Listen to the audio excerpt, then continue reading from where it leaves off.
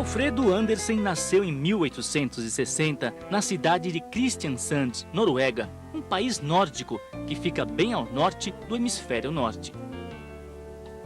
Seu pai, um capitão da marinha mercante, queria que o filho fosse um engenheiro naval, mas ao perceber o talento dele para o desenho, permitiu que aos 12 anos de idade começasse a se dedicar à arte. Em 1874, em uma das viagens de barco com seu pai, Andersen visitou a Itália, onde ficou impressionado com a riqueza artística do país. Lá, viu as grandes obras do Renascimento, um movimento que resgatava a antiga arte clássica. Esta viagem deve ter contribuído para a decisão do jovem Andersen de seguir a carreira artística. Entre 1874 e 1877, estudou em seu país com William Krog, conhecido pintor, ceramista, cenógrafo e decorador. Ao completar 18 anos de idade, Andersen foi estudar na Dinamarca, país vizinho ao seu. Lá recebeu orientações do retratista Carl Andersen e começou a trabalhar como pintor, cenógrafo e decorador. Nesta época, alcançou grandes progressos em sua carreira e em 1879 foi admitido na Academia Real de Belas Artes de Copenhague. Alguns anos depois, quando começou a dar aulas de desenho livre, aboliu o exercício de cópia ao introduzir o modelo vivo, ou seja, passou a utilizar pessoas para posarem para suas pinturas. Em 1883, o artista abandona o curso na Academia de Copenhague por não concordar com a sistemática de ensino e retorna a Oslo, capital da Noruega, onde participa ativamente da vida cultural da cidade. Andersen era apaixonado por música e arte dramática, chegando a fundar uma sociedade voltada para o teatro, onde o lucro era revertido para pessoas carentes. Depois de retornar à sua cidade natal, Andersen fez vários contatos com artistas e realizou exposições. Em 1889, foi enviado como crítico de arte para fazer a cobertura do Salão de Paris.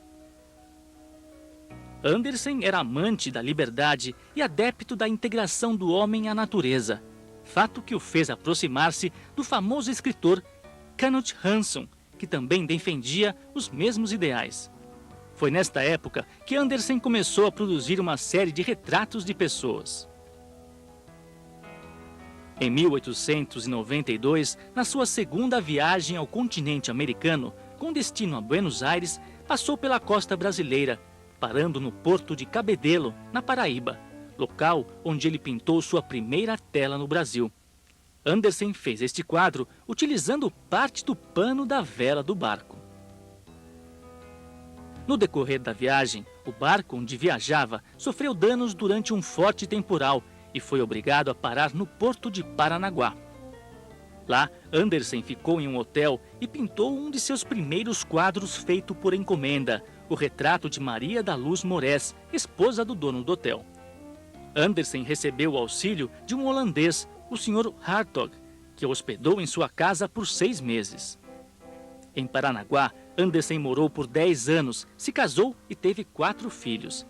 Neste período, pintou muitos retratos, paisagens do litoral e começou a se dedicar ao ensino da arte.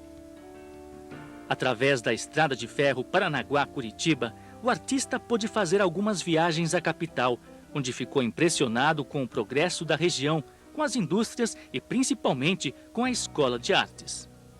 Por volta de 1902, Andersen mudou-se para Curitiba, onde começou a dar aulas particulares de desenho e pintura e a fazer retratos para famílias da cidade.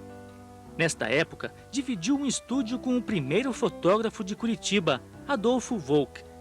Lá, Andersen pintava fotos e cenários para fotografias. A série de fotos das Rutenas e a vista panorâmica de Curitiba, que estão hoje expostas no Museu Paranaense, foram ambas coloridas pelo artista.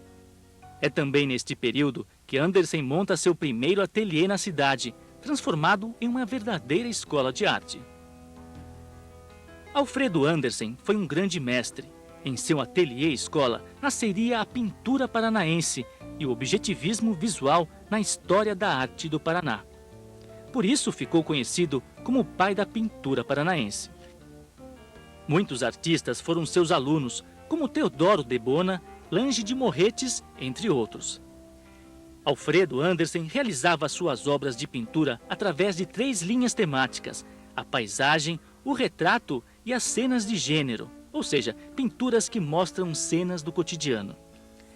Nos retratos, Andersen explora em geral os efeitos de claro e escuro, característica comum entre os pintores nórdicos.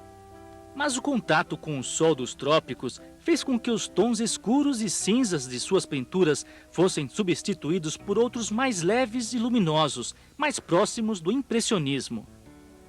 Seus retratos captam, além da semelhança física do modelo, a personalidade do retratado. Mesmo nas telas de paisagens do artista, o ser humano aparece com frequência.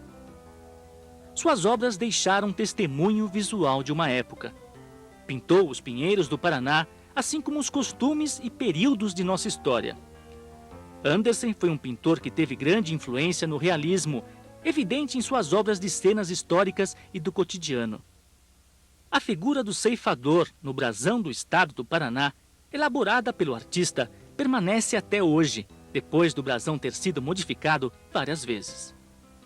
Um dos fatores que fez com que o artista permanecesse no Brasil foi a promessa feita por Vicente Machado, então presidente do estado do Paraná, da criação de uma escola de arte na cidade, que seria dirigida por Andersen.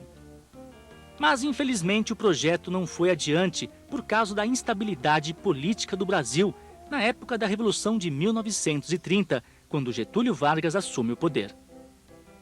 Alfredo Andersen faleceu em Curitiba em 1935, deixando várias obras e grande influência na arte paranaense.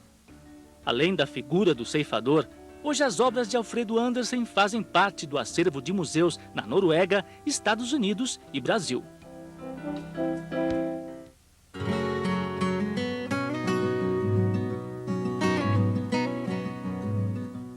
O Alfredo Andersen é conhecido como o pai da pintura paranaense, porque ele praticamente começa o movimento artístico de que nós somos os herdeiros hoje, né? Ele é norueguês, ele vem para o Brasil,